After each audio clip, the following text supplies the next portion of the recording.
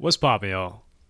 This is probably a historic flop that we got to go over today, and it's Chloe Bailey. Is hip hop adjacent? She's signed to Beyonce, and one of the first things that we got to go over, she debuted at number 119 on the Billboard 200 and sold roughly 10K, potentially less. But people are blaming Beyonce, so I want to get that out of the way first. I don't think this is Beyonce's fault at all. I don't think this is anybody's fault but Chloe Bailey. So DJ Envy started this to a degree.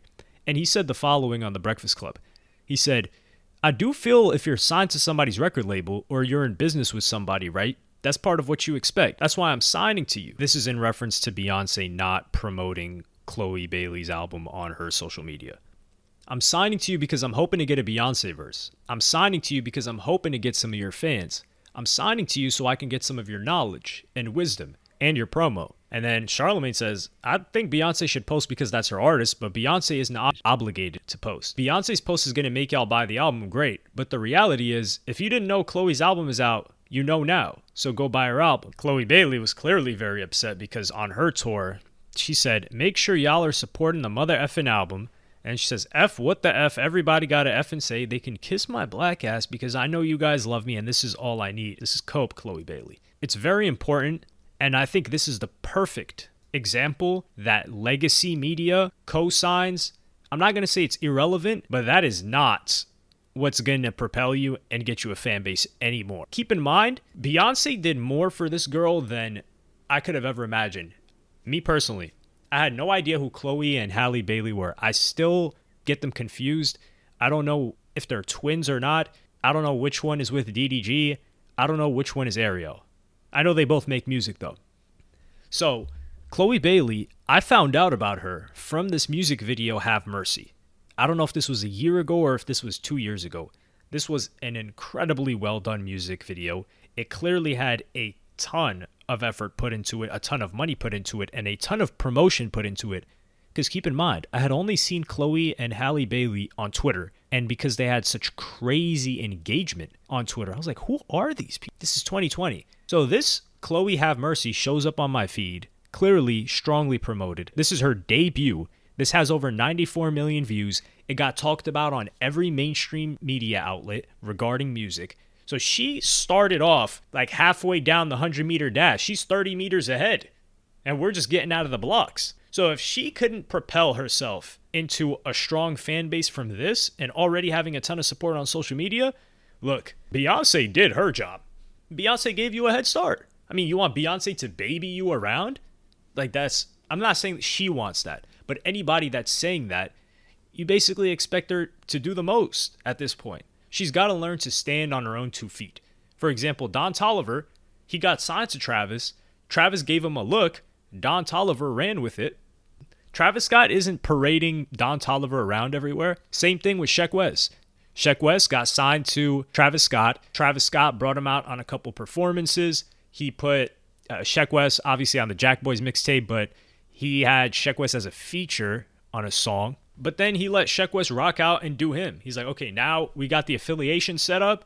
Now you got to run with that. Chloe Bailey not only had the affiliation set up, she's been being prepped for this since 2016. She was on the Lemonade music video, movie, documentary, whatever the case may be. So the fact that she's not connecting means that all this TV, all of this promotion, all of this mainstream stuff, it's not enough. You've got to touch down and connect with the people. That's probably what's smacking her in the head with reality right now. I'm not hating on Chloe Bailey. I'm not coming at her neck. I don't think she knew what to do because she looks young. She's been brought into this game. People have probably been handling everything and she doesn't know what to do. But what she's doing right now is what should be done. Connecting with the people, doing these shows, appreciating the people that have shown up. Because a lot of artists, they worry too much. And this is why, like I said, the previous quote that she put out was cope. And it kind of is. But it's positive. Because it's better to appreciate those who did show up for you than to be upset at those who didn't show up for you.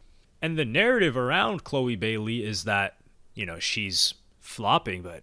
And this is the people that actually think she flopped. What did you expect her to sell? I'd like the answer to that.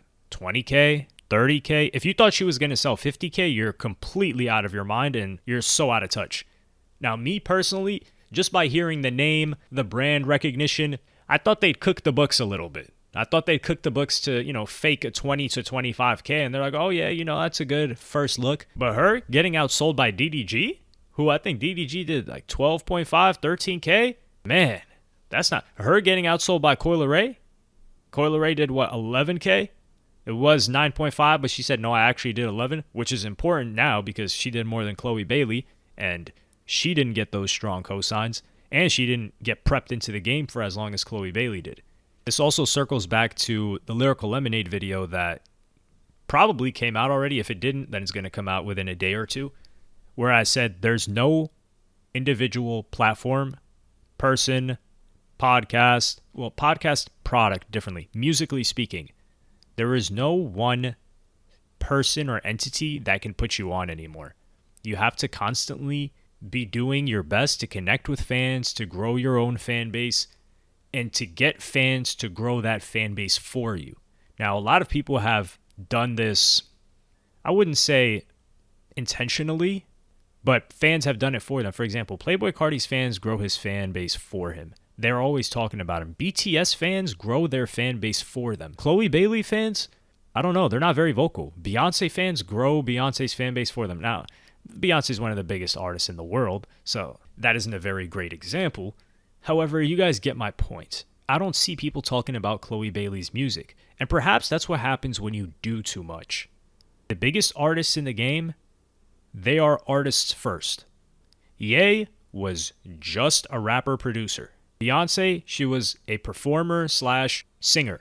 Rihanna, for the longest, she was just a singer/performer.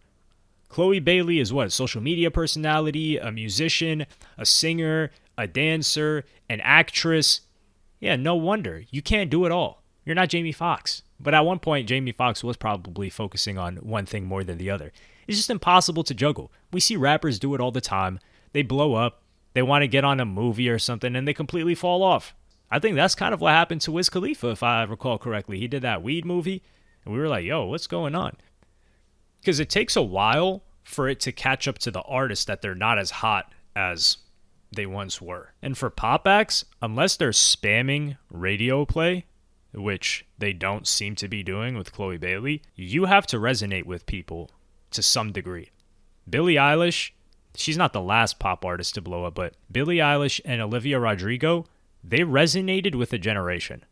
You could listen to their music and you're like, damn, they're talking about something. This is a reflection of something. This is emotional. This is tapping into the human condition. When you hear Chloe Bailey's Have Mercy, it's like, what? Now, she's probably done that since then. I'm not judging her music. I'm saying if she has been doing that since, then it takes time for that to connect. If you're just a pop star, then they're just going to spam your song on the radio and your album shouldn't be expected to do well anyway.